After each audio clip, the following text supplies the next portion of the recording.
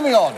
Our main story tonight concerns the police, who, as these Montana cops show, frequently have to deal with humanity at its worst.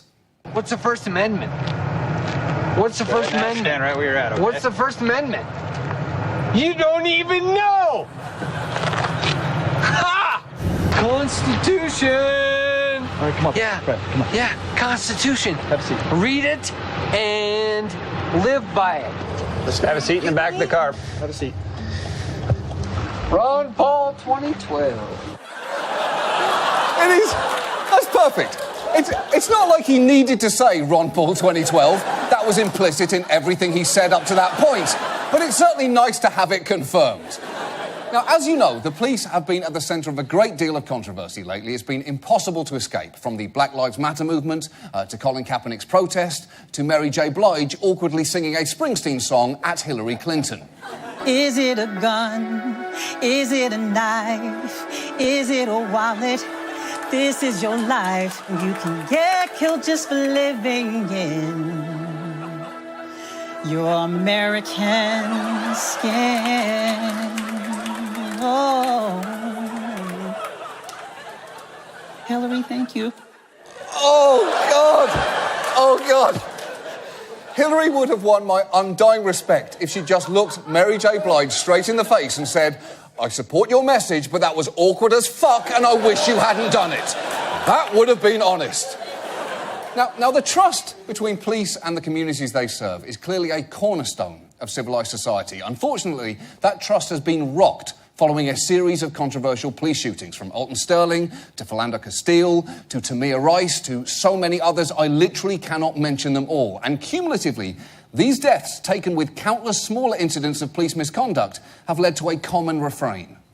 Listen, I just want the police to be held accountable. We just want the system of policing to be held accountable. Those police need to be held accountable the same way that you're going to hold me accountable if I broke the law. Whenever they mess up, whenever they commit a crime, whenever something goes wrong, I'm talking about serious stuff like murder and whatnot, these guys never get prosecuted. Now, those are valid frustrations, although, as a quick side note, Murder and Whatnot would be an amazing CSI spin-off. That's a watchable show right there. So, police accountability is what we're going to be talking about tonight. And before we go any further, I should say, as the police will tell you, they have a difficult, dangerous, challenging job. No reasonable person would disagree with that. But that's all the more reason for ensuring that it's done to the highest standard.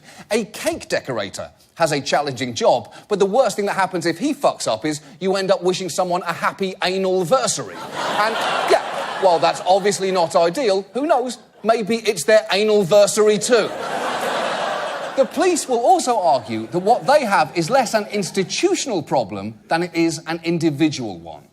There's been some bad apples out there. I think that, but I don't think that that is indicative of the entire police department. Yeah, you got bad apples, but you got bad apples in every occupation. Just like any business, you're going to have some bad apples. They're out to protect you, and that's what policing's about. Are there bad apples? Yeah. OK, that is a weirdly blasé attitude, because bad apples can erode trust fast. Snow White wasn't afraid of apples before she took a bite out of that one really bad one. But I'm telling you, the next time an old lady comes at her with a piece of fruit, Snow is going to get the fuck out of there.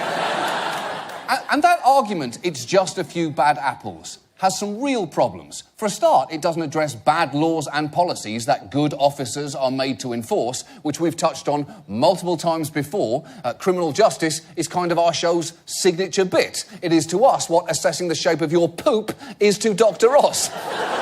Also, you can't claim there's just a few bad apples when no one knows exactly how many there are. There are nearly 18,000 different police departments in America, and they are not great about reporting or sharing data. In fact, even some surprisingly basic questions are hard to answer, as the head of the FBI admits.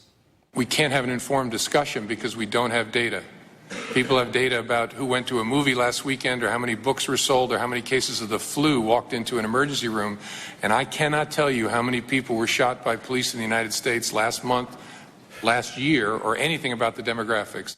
How is that possible? We have numbers for almost everything. We have ratings for how many people watched Jeremy Piven in Mr. Selfridge. The government